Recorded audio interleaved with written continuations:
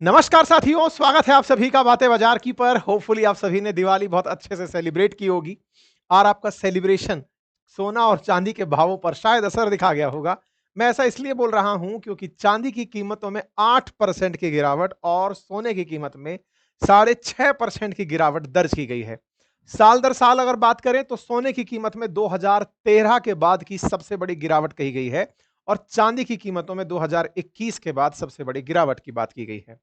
चांदी की कीमत से डरते हुए बाजार को डर लग रहा है कि कहीं ये 1980 और 2011 की तरह फिर से जमीन पर तो नहीं ला पटकेगी, क्योंकि एक बार पहले भी चांदी के भावों ने इसी तरह लाखों का भाव छुआ था और फिर धड़ाम से नीचे आ गिरी थी। 1980 और 2011 में ऐसा क्या हुआ था, आज के सेशन में इस विषय पर चर्चा होगी।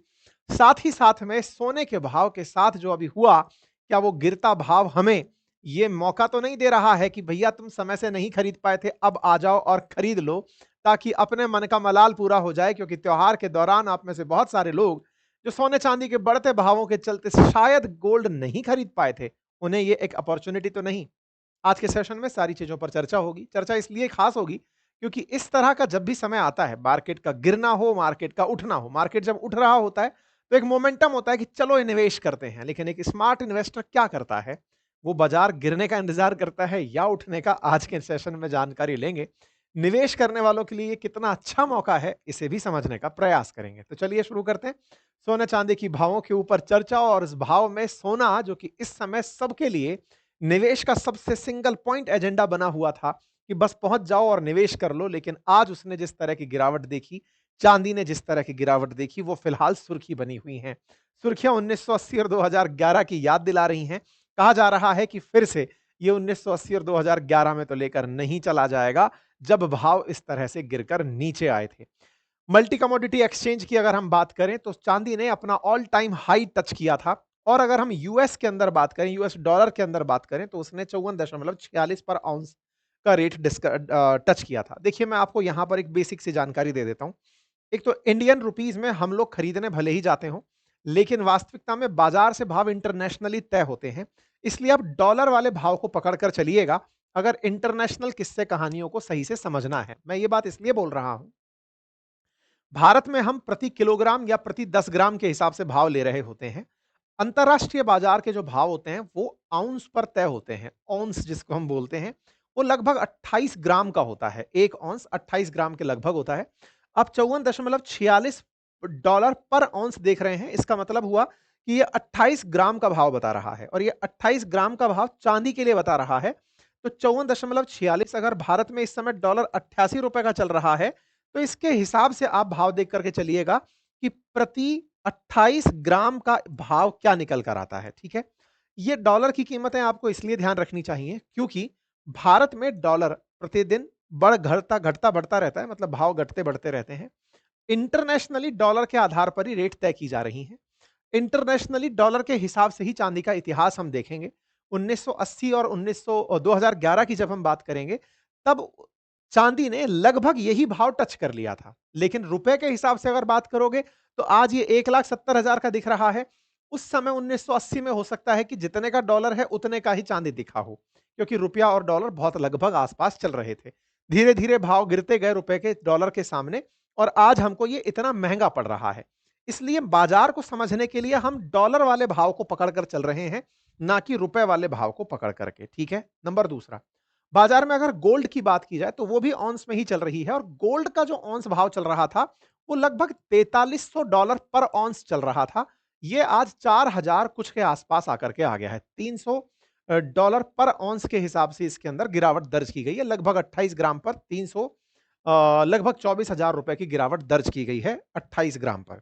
ठीक है, तो ये दोनों भावों में जो गिरावट है, इसके साथ ही आज के सेशन का हम डिस्कशन करने जा रहे हैं। क्योंकि सिल्वर ने ऑल टाइम हाई टच किया था 17 अक्टूबर को, और जैसे ही उसने ऑल टाइम हाई टच किया उसके बाद में उसके भाव गिरते हुए नीचे आने शुरू हुए। ऐसा ही पहले भी हो चुका है 1980 में, जब चांदी $49.95 पर आउंस। मैं इसीलिए आपसे कह रहा था कि इसको ना आप डॉलर के हिसाब से ही लेकर चलिएगा, रुपए में कन्वर्ट करके चलेंगे तो फिर चांदी आपको 1980 में तो बहुत सस्ती दिखेगी। लेकिन अगर आप इन दो भाव को कंपेयर करके चलेंगे तो शायद आप कंपैरेटिवली अध्ययन कर पाएंगे कि ये भाव लगभग एक दूसरे के आसपास बहुत ज्यादा रहा था। इसीलिए सोशल मीडिया पर इस तरह की बहुत सारी मतलब स्टोरी लाइन्स चल रही हैं कि फिर से गोल्ड ने वो सॉरी सिल्वर ने वही पीक टच किया जो 2011 में था, 2011 के बाद फिर धड़ाम से नीचे आया था, तो क्या अब ये फिर से नीचे आएगा? क्योंकि फंडामेंटल एनालिसिस करने वाले लोग इसी तरह की कैंडल्स को ऑब्जर्व कर रहे होते हैं कि ये कितने साल बाद रिपीट हो रहा है। ऐसे ही 1980 का रेट निकाल कर ला रहे हैं लोग कि $41.50 प्रति औंस था। फिर वो गिर करके $3.50 तक चला आया था। 2011 में $49.82 तक था। वो वापस से नीचे आकर के $11.74 तक आ गया था और फिर से अब ये उठता हुआ गया। तो बोले इसके ये जो ट्रेंड्स हैं ना, ये ट्रेंड्स रिपीट तो नहीं हो रहे हैं। मतलब हाई गया, फिर नीचे आया, फिर हाई गया, फिर नीचे आया। ये बात मैं इसलिए भी आपके सामने रख रहा हूं क्योंकि जितने भी एनालिसिस होते हैं, फंडामेंटल एनालिसिस, वो इस बात को समझते हुए होते हैं कि पहले हुआ है तो फिर वापस होने के चांसेस क्या हैं और क्यों हैं? क्या है तो शब्द इसलिए है क्योंकि साहब ऐसा हो रहा है तो फ्रीक्वेंसी में तो ये कर्व नीचे ही आता होगा, जो ऊपर गया है वो नीचे आएगा। लेकिन क्यों है अगर इस बात पर हम चलें तो 1980 में तो एक बहुत बड़ी कॉन्स्पिरेसी हुई थी चांदी के साथ में, प्रॉपर तरह का एक स्कैम हुआ था। इसलिए लोग 1980 को डिस्कस करते समय कहते हैं कि इसको हटा के बात करो क्योंकि 1980 कोई सही केस स्टडी नहीं है। ये तो कुछ भाइयों का कमाल था, हंट ब्रदर्स थे जिन्होंने चांदी की हंटिंग कर ली थी। दुनिया का लगभग 70% चांदी रख करके बैठ गए थे खुद के पास में। उस समय चांदी मतलब फिजिकली खरीदी बेची जाती थी, सारा चांदी खरीद के बैठ गए थे बाजार के अंदर। इन्होंने मतलब अमेरिका के 2 हंट ब्रदर्स थे, इन्होंने बाजार को पूरी तरह उठा कर के आसमान में टिका दिया था। पूरा की पूरा स्टॉक कर लिया तो बाजार में भाव बढ़ना ही था, बचे हुए का भाव बढ़ता था, उससे पैसे कमाते थे। ये कहानी है, इसको सुनाएंगे हम। 2011 में एक बार भाव बढ़ा था जो इस मार्केट स्पेक्युलेशंस की वजह से था। लेकिन अब जो भाव बढ़ रहा है इसके पीछे तार्किकता क्या है? मतलब ये भाव वापस से नीचे आएगा या और चढ़ कर के ऊपर जाएगा? क्योंकि लोगों का मतलब एक्सपेक्टेशन है इंडियन करेंसी में कि अगर ये 1.71 के आसपास गया है तो क्या ये 2 लाख के आसपास जा सकता है क्या? मतलब चांदी का भाव और बढ़ सकता है क्या? ये तमाम चीजें, क्योंकि चांदी ने और सोने ने रिटर्न्स बहुत दिए हैं। अभी मैं आपको बताऊंगा कि इसके रिटर्न्स को लेकर के सिल्वर प्राइस ने 10 महीने के अंदर रुपया डबल कर दिया है। मैं आपके सामने कुछ मतलब आंकड़े रखता हूं, आप देख करके अंदाजा लगाइए। 10 महीने में चांदी ने 1 लाख का जिसने इन्वेस्टमेंट किया था उसे 2 लाख रुपए बनाकर दे दिए। गोल्ड ने 1 लाख पर 63,000 बनाकर दिए। निफ्टी ने 1 लाख रुपए पर 6500 रुपए बनाकर दिए। यानी इंडेक्स का जो रिटर्न है वो 6500 रुपए का ही आया, यानी 6.5% का आया। और एफडी का रिटर्न 5.9% के आसपास आकर के टिका। तो सिल्वर ने तो सीधा 100% रिटर्न दिया, गोल्ड ने 63% रिटर्न दिया। स्टॉक मार्केट और एफडी ये सबसे लीस्ट परफॉर्मिंग एसेट्स रहे। 1 साल की अगर हम बात करें, ये तो 10 महीने की है। 1 साल की अगर बात करें तो चांदी 94% रिटर्न देखे गई है। और 3 साल की अगर बात करें तो 206% रिटर्न चांदी दे करके गई है। तो ये नंबर्स ऐसे हैं जो लोगों को अपनी तरफ आकर्षित करते हैं कि भैया चलो इसमें इन्वेस्टमेंट करते हैं। इसके पीछे का बहुत बड़ा कारण जो अब जन-जन को पता है वो यही है कि यार ट्रंप इतने अनिश्चित आदमी हैं, जिनके चलते मार्केट के अंदर सेफ हेवन तलाशे जा रहे हैं। ट्रंप की नीतियों के चलते बाजार पूरी तरह गड़बड़ाए हुए हैं। लोग निवेश के लिए सेफ हेवन तलाशते हैं कि भाई डॉलर में इन्वेस्टमेंट मत करिए, या फिर दुनिया के अंदर जो ट्रेड है उसको तो बिल्कुल हटा दो साइड में। स्टॉक तो बुरी तरह प्रभावित हो सकते हैं, इनसे बच के चलना है। तो स्टॉक से बचने के लिए बोले क्या करें? बोले चलो जो सेफ इन्वेस्टमेंट है, फिर चाहे वो क्रिप्टो का हो रहा हो, चाहे गोल्ड का हो रहा हो, चाहे सिल्वर, बोले उनमें कर लो जो कि ट्रंप से अप्रभावित है। इसलिए लोग उस तरफ भागते हुए निकल रहे हैं, प्रॉपर्टी की तरफ भागते हुए निकल रहे हैं। तो यहां पे जो रिटर्न्स हैं 3 साल के अंदर सिल्वर, गोल्ड और निफ्टी के अगर रिटर्न्स देखे जाएं, निफ्टी 46% पर खड़ा है, गोल्ड 143% पर और सिल्वर 206% पर खड़ा हुआ है।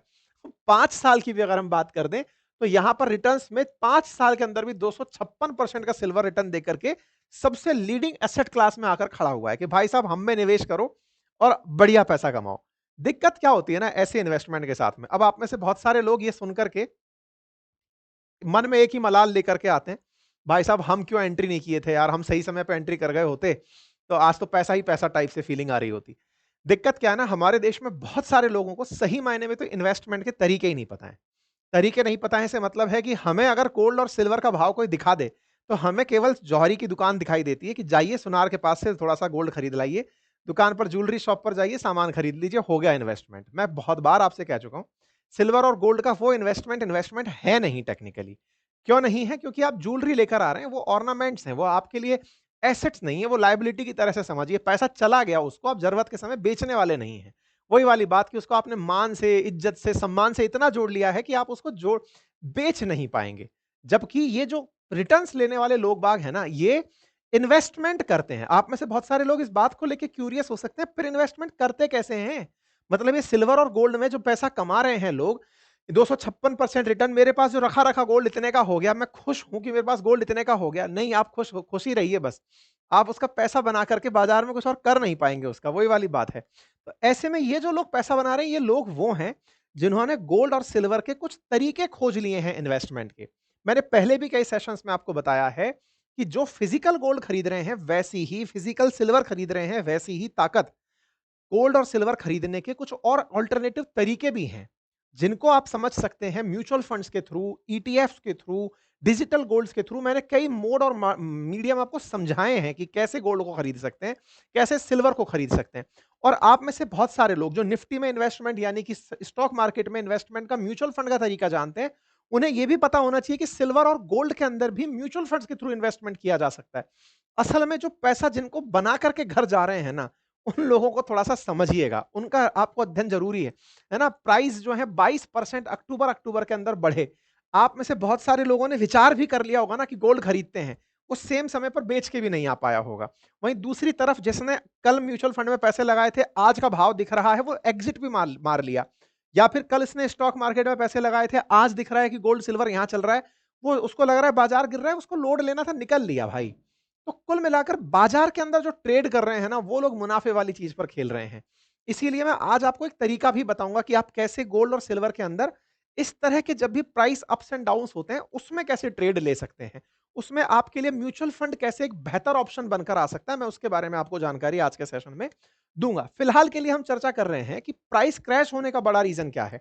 तो जैसा आप में से बहुत सारे लोग एक मन में भाव रखते हैं ना, अरे भाई साहब अब तो इसका औकात से ज्यादा भाव चला गया, इससे ज्यादा नहीं जाएगा। क्योंकि हमारे देश में ये भी तो होता है ना कि और कितना ऊपर जाएगा भाई, अब तो इसको नीचे ही आना है, इसने अपनी हाइट टच कर ली, अब नीचे आने का टाइम आ गया है। ऐसे में जो प्रॉफिट बुकिंग की फीलिंग होती है ना, वो इन्वेस्टर में एनी टाइम रहती है कि भाई अब ले लो, बहुत ज्यादा चला गया भाव, इसको तो नीचे आने का टाइम हो गया है। वहीं दूसरी ओर जब डॉलर मजबूत हो रहा होता है तो और इन्वेस्टमेंट पुअर होने लगते हैं, या फिर कहिए स्टॉक मार्केट जब मजबूत हो रहा होता है तब इन्वेस्टमेंट के और रूट कमजोर होने लगते हैं। ये बिल्कुल उल्टा चलते हैं। स्टॉक मार्केट अगर गिरा पड़ा है तो स्टॉक मार्केट की जगह और गोल्ड में, क्रिप्टो में, सिल्वर में, इनमें इन्वेस्टमेंट हो रहा होता है। और जब स्टॉक मार्केट उठ रहा होता है तो बाकी लोग कहते हैं अब तो यार स्टॉक उठ ही रहा है, ये तो बहुत सेफ पैसा दे करके चला जाएगा। ठीक है। तीसरा, अमेरिका के अंदर जो फेडरल रिजर्व की, मतलब जिस तरह से अपने आरबीआई है, ऐसे अंदर वहां पे अमेरिका में फेड रिजर्व चलता है, उसके अंदर भी इंटरेस्ट रेट को लेकर कुछ स्पेकुलेशंस चल रहे हैं। उनका एक कंबाइंड इफेक्ट आता है बाजार के ऊपर, गोल्ड गिरता है नीचे, सिल्वर गिरता है नीचे, बाजार में भाव धड़ाम से नीचे आकर के शुरू हो जाता है कि भाई गिर गए। तो हमारे देश में ना एक बड़ा सवाल इस बात को लेकर के बनता है, और ये एक अच्छे ट्रेडर की निशानी भी है, जो ये समझ जाते हैं कि निवेश मुझे कैसे करना है। उसके अंदर एक थॉट भी चल रहा होता है कि भाई एक बात बताएं, बाजार का भाव अब गिर गया है तो क्या मैं अब एंट्री कर जाऊं? देखिए, ये बात तो सच है कि स्टॉक मार्केट में भी आप में से बहुत सारे लोगों ने 85,000 पर जब सेंसेक्स चल रहा था वो देखा था, 85,000 पर सेंसेक्स था, आप लोगों ने ऑब्जर्व किया था। ट्रंप आए, स्टॉक मार्केट को खींचकर 73,000 पर ले गए। कल मुहूर्त ट्रेडिंग के समय पर स्टॉक मार्केट 84,500 के आसपास ट्रेड कर रहा था, यानी कि 73,000 से फिर से 84,000 तक पहुंचा है। और अगर केवल कोई व्यक्ति इंडेक्स में इन्वेस्ट करके चल रहा है, यानी कि उसने 73 से 84,500 की जर्नी तो देख ली, इंडेक्स में इन्वेस्ट करके उसने रिटर्न्स तो देख लिए, साल भर के अंदर अंदर रिटर्न्स आए हैं। बाजार में जो लोग बाजार के चढ़ते ग्राफ को देखते हैं, उनमें निवेश करने वाले समझदार लोग गिरने के इंतजार में बैठे होते हैं। आप लोग कहेंगे सर ये तो बड़ी बियरिश थॉट है कि बाजार गिरेगा तब मैं एंट्री करूंगा। बुलिश है तभी तो बाजार चल रहा है, लेकिन आप इन्वेस्टमेंट का एक राइट टाइम तलाश रहे होते हैं कि हाँ भाई ये मेरे लिए टाइम है।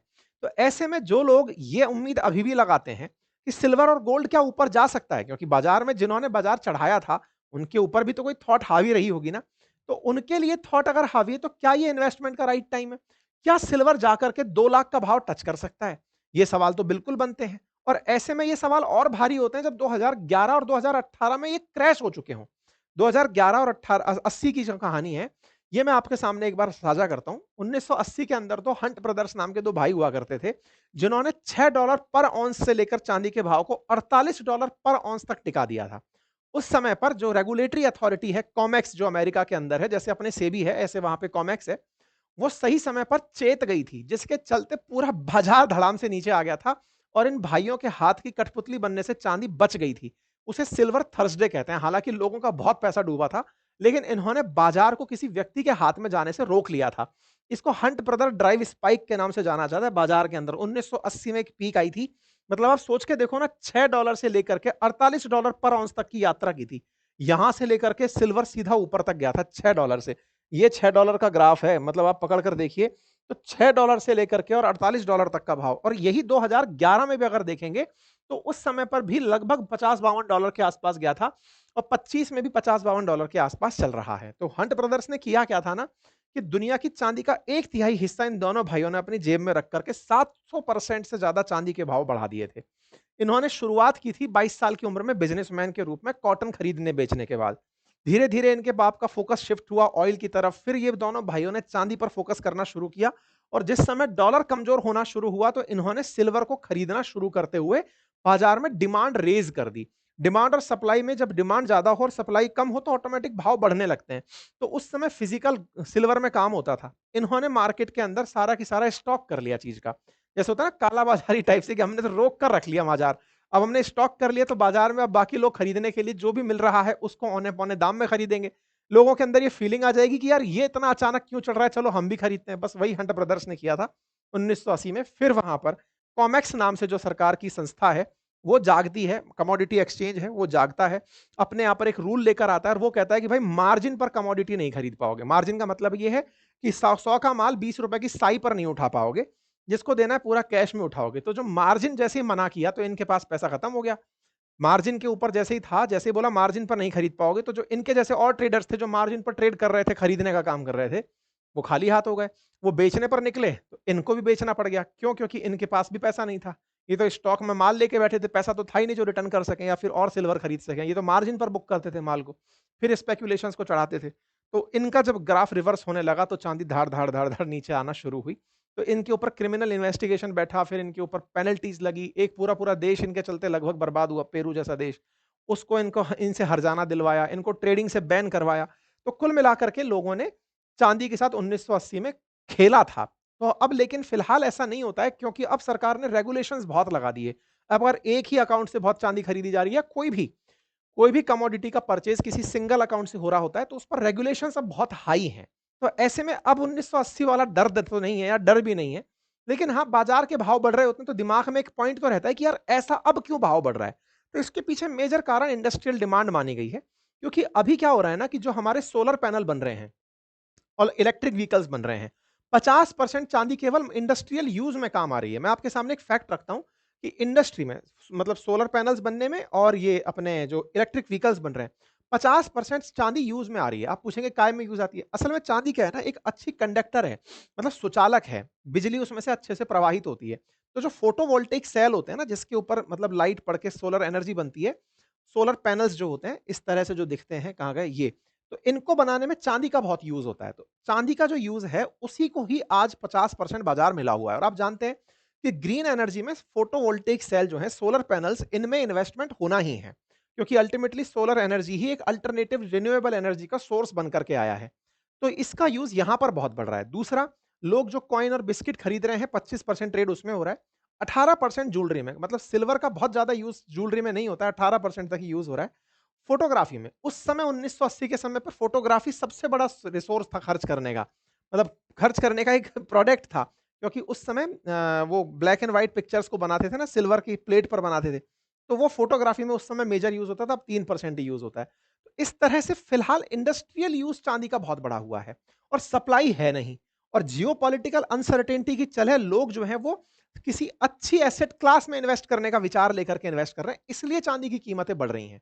तो मतलब चांदी इस समय इसलिए नहीं बढ़ रही है कि किसी ने भाव कंट्रोल कर रखे हैं, या इसलिए भी नहीं बढ़ रही है कि बाजार में माहौल बना हुआ था। नहीं, चांदी का सही मायने में यूज हो रहा है। इसीलिए बाजार के भाव जो गिर सकते हैं, जो स्पेकुलेशंस लोग लगा रहे हैं कि 1980 में जैसे गिरे थे या 2011 में जैसे गिरे थे वैसे गिरेंगे, नहीं, वैसे भाव नहीं गिरने वाले हैं। अगर वैसे गिर गए तो सोलर सेल्स बहुत सस्ते हो जाएंगे, बाजार और तरह से प्रभावित हो जाएगा। अब उसका इंडस्ट्रियल यूज होने लगा है, ठीक है। तो ऐसे में बाजार के गिरने का डर वो वाला तो नहीं है जो पहले के दशकों में हुआ, लेकिन बाजार फिर भी गिरा है। बाजार के गिरने के पीछे प्रॉफिट बुकिंग सबसे बड़ा कारण रहा, कि लोगों ने कहा यार बहुत भाव बढ़ गया, अब तो इसमें से पैसा निकाल के निकलते हैं। बड़े इन्वेस्टर्स मौके का इंतजार कर रहे होते हैं कि सही भाव मिल गए, निकलते हैं। तो प्रॉफिट बुकिंग के चलते सिल्वर नीचे आया। लोग इन्वेस्टमेंट करने अभी भी इसके अंदर जाएँगे। यही हाल गोल्ड के साथ भी रहा। अब सवाल बनता है कि ऐसे में निवेश कैसे कर सकते हैं? देखिए, निवेश के कई तरीके होते हैं। आप फिज़िकल यानी कि दुकान पर जाकर के सिल्वर खरीद लीजिए या फिर एक्सचेंज के अंदर जो ट्रेडेड फंड्स हैं, ईटीएफ्स हैं, वहाँ इन्वेस्टमेंट कर दीजिए या इनके फ्यूचर्स बाय कर लीजिए, ये तरीके होते हैं। ऐसे ही मैं एक तरीका आपको बता रहा हूँ म्यूचुअल फंड्स का। आप सभी लोग म्यूचुअल फंड से तो परिचित हैं। म्यूचुअल फंड्स में होता क्या है ना कि आप और मेरा कुछ पैसा हम लोगों ने इन्वेस्ट किया कॉमन कलेक्ट करके, किसी एएमसी के थ्रू हमने पैसा इन्वेस्ट किया, उसने अपने तरफ से पैसा इन्वेस्ट किया और मतलब स्टॉक के अंदर परचेज़ कर लिया। जैसे आज मान लीजिए कि म्यूचुअल फंड्स में आपने short large cap, small cap, medium cap companies में आपने इन्वेस्टमेंट किया। तो इन्वेस्टमेंट किया तो आपका थोड़ा-सा पैसा बहुत सारे लोगों के पैसे से मिलकर के एक बड़ा फंड बनता है और लोग जा करके उसको ट्रेड में पैसा लगाकर पैसा बनाते हैं। ऐसे ही सिल्वर और गोल्ड के भी म्यूचुअल फंड्स होते हैं और सिल्वर और जो गोल्ड के म्यूचुअल फंड्स होते हैं, उसके लिए एक प्लेटफ़ॉर्म है जिसका लिंक मैं आपको कमेंट और डिस्क्रिप्शन में दे रहा हूँ। इसका नाम है स्टेबल मनी। इन्होंने नाम ही स्टेबल मनी यू चूज़ किया हुआ है क्योंकि ये मानते हैं कि लोगों को इन्वेस्टमेंट करते समय भई आपको पता है कि गोल्ड में इन्वेस्ट करना है या सिल्वर में इन्वेस्ट करना है। एक बड़ा डाउट रहता है कि यार गोल्ड ज़्यादा रिटर्न दे रहा है कि सिल्वर ज़्यादा रिटर्न दे रहा है। सिल्वर ने तो पिछले 5 साल में बढ़िया रिटर्न दिया है। गोल्ड नंबर 2 पे चल रहा है, मुझे कहाँ इन्वेस्ट करना चाहिए? इनका सजेशन जैसे रहता है हमेशा कि यार 70% गोल्ड में इन्वेस्ट कर लो, 30% सिल्वर में। लेकिन आप अपने हिसाब से भी चाहते हैं कि मेरे को केवल गोल्ड में करना है या केवल सिल्वर में करना है, आप करिए। ये म्यूचुअल फंड प्लेटफ़ॉर्म है जो सेबी रेगुलेट करती है। इनका जो प्लेटफ़ॉर्म है स्टेबल मनी, ये सेबी रेगुलेटेड है। इस पे आप अपने स्टॉक्स को कभी भी बेच सकते हैं। यानी कि इस पूरे प्रोसेस के अंदर कोई हिडन चार्ज भी नहीं है। जैसे मान लीजिए कि आपने ₹1000 का इन्वेस्टमेंट किया या 10,000 का इन्वेस्टमेंट किया म्यूचुअल फंड के तरीके से, बाजार चढ़ रहा है तो ये बाजार के साथ-साथ इसका भाव भी चढ़ रहा है। और आपका जो इन्वेस्टमेंट है वो पूरी तरह बैक्ड है फिजिकल गोल्ड और सिल्वर के थ्रू। चूँकि सेबी रेगुलेटेड है तो इसमें कहीं भी कोई डर की आवश्यकता नहीं है। यहाँ पर जो आप इन्वेस्ट भी करते हैं इस प्लेटफ़ॉर्म के थ्रू, वो जो ईटीएफ्स निकले हुए हैं, जैसे यूटीआई सिल्वर का ईटीएफ है या एक्सिस गोल्ड फंड का ईटीएफ है, वहाँ पर जाकर के मतलब इन्वेस्ट हो रहा है। तो एक तरीके से सेबी रेगुलेटेड प्लेटफ़ॉर्म है, जहाँ पर आप ₹100 से अपना इन्वेस्टमेंट शुरू कर सकते हैं, बिना किसी हिडन चार्ज के, दैट इज़ स्टेबल मनी। तमाम प्रकार के प्रश्न आ सकते हैं आपके दिमाग के अंदर। ये निवेश कहाँ करते हैं? जैसे यहाँ पे 2 ऑप्शन दिए हुए हैं कि एक्सिस गोल्ड फंड में, यूटीआई सिल्वर ईटीएफ के अंदर ये फंड निवेश करते हैं। तमाम तरह के प्रश्न कि साहब जो गोल्ड के अंदर जो डिजिटल गोल्ड परचेज़ करने का ऑप्शन है वर्सेस इन दोनों में कौन-सा बेहतर है? तो ये प्लेटफ़ॉर्म अपने बारे में सजेस्ट यही करता है कि आप जब वहाँ पर इन्वेस्ट कर रहे होते हैं तो जीएसटी का भी आपके सामने एक पॉइंट रहता है कि यार जीएसटी देनी पड़ रही है, सर्विस चार्ज देने पड़ सकते हैं। यहाँ पर कोई ऐसा है ही नहीं। इंटरेस्टिंग फैक्ट ये है कि इस प्लेटफ़ॉर्म के थ्रू अगर आप इन्वेस्टमेंट कर रहे होते हैं ना, एग्ज़िट लोड का डर नहीं है। मतलब 15 दिन तक अगर आपने इन्वेस्टमेंट करके रखा है, तो बाद में अगर आप अपना माल बेच भी रहे हैं, तो आपको उस पे एग्ज़िट लोड भी नहीं लगेगा। इसके साथ-साथ जब भी आप किसी प्लेटफ़ॉर्म के थ्रू इन्वेस्ट कर रहे होते हैं, तो आपको एक एक्सपेंस रेशियो पे करना होता है। तो ये मिनिमलिस्टिक तरीके से वो लेते हैं। इवन आपसे लिया जाने वाला जो पैसा है, वो भी एएमसी से लेना पसंद करते हैं, कस्टमर से नहीं। तो ये अपने आप में एक बेहतरीन प्लेटफ़ॉर्म है उन लोगों के लिए, जो सिल्वर और गोल्ड में इन्वेस्ट करना चाहते हैं और उसके भी म्यूचुअल फंड्स में। जिसको सेबी रेगुलेट करता है, उसमें अगर इन्वेस्टमेंट करना चाहते हैं, तो आपको इसे एक चांस देकर देखना चाहिए। विशेष रूप से तब, जब सिल्वर और गोल्ड के भाव नीचे आ रखे हों, आप यहाँ से सीधा जा करके बिना किसी तरह की मतलब हेडेक लिए सीधा यहाँ से एंट्री मार के इन्वेस्टमेंट कर सकते हैं। That would be A greater option, मैं ऐसा फ़ील करता हूँ। ठीक है, तमाम प्रश्नों को जैसे सिल्वर ईटीएफ्स की अगर मैं आपके सामने बात करूँ, जहाँ पर ये इन्वेस्टमेंट करेगा, तो आईसीआईसीआई प्रूडेंशियल सिल्वर के अंदर 1 साल में रिटर्न इतना परसेंट आया। एक्सिस सिल्वर के अंदर, निप्पॉन इंडिया सिल्वर के अंदर, ये तमाम जगह पर इस प्लेटफ़ॉर्म के थ्रू इन्वेस्टमेंट हो रहा है, आप इसे देख सकते हैं, ठीक है? अब फिर से वही सवाल कि मुझे सिल्वर खरीदना चाहिए या नहीं खरीदना चाहिए? तो देखिए बुलिश आर्गुमेंट यानी कि बाज़ार को लेकर के मैं बहुत सोचता हूँ पॉज़िटिव, तो साहब ये तो यही कहूँगा क्योंकि इस इंडस्ट्रियल डिमांड है तो बाज़ार ऊपर चलेगा। लेकिन बात करें साहब नहीं नेगेटिव थॉट क्या आती है? तो नेगेटिव थॉट तो ये है कि यार जितने भी ट्रेड्स हैं, उनमें आप अपना खुद से रिस्क एपेटाइट चेक करते हैं, चाहे स्टॉक का हो, चाहे गोल्ड का हो या सिल्वर का हो। हाई वॉलेटिलिटी के केस में आपको अपने अंदर पेशेंस के साथ चलना होता है और देखिए इन्वेस्टमेंट के लिए एक अलग पैसा होता है। ऐसा नहीं है कि आप सब कुछ मतलब घर-बार सब जो भी है आपके पास में उठाया और सब हम तो इन्वेस्टमेंट करके कल ही लखपति बन जाएँगे। हर समय इन्वेस्टमेंट से पहले खुद का प्रॉपर रिसर्च एनालिसिस करके ही रिसर्च के बाद आपको एंट्री करनी चाहिए। मार्केट में जिस तरह की अनसर्टेनिटी चल रही है, उस समय पे इन्वेस्टमेंट के जो तमाम ऑप्शंस हैं, उनमें से लोग स्टॉक मार्केट के अलावा गोल्ड और सिल्वर को इन दिनों काफ़ी ज़्यादा पसंद किए हैं। ये फिर भी आपकी अपनी निजी चॉइस होनी चाहिए, तब जाके आपको इसमें इन्वेस्टमेंट करना चाहिए, ठीक है? तो मैंने आपको बता दिया है कहाँ से आप ये निवेश कर सकते हैं, तरीका आपको बता दिया है, बढ़िया रिटर्न्स के साथ जाइए, बढ़िया आनंद लीजिए। फिलहाल के लिए इतना ही। लेकिन इसके बाद में फिर से ये लाइन आपको सबसे ज़्यादा जाननी है, mutual funds investment are subject to market risk, read all scheme related document carefully. Link comment box में पिन है। Thank you so much.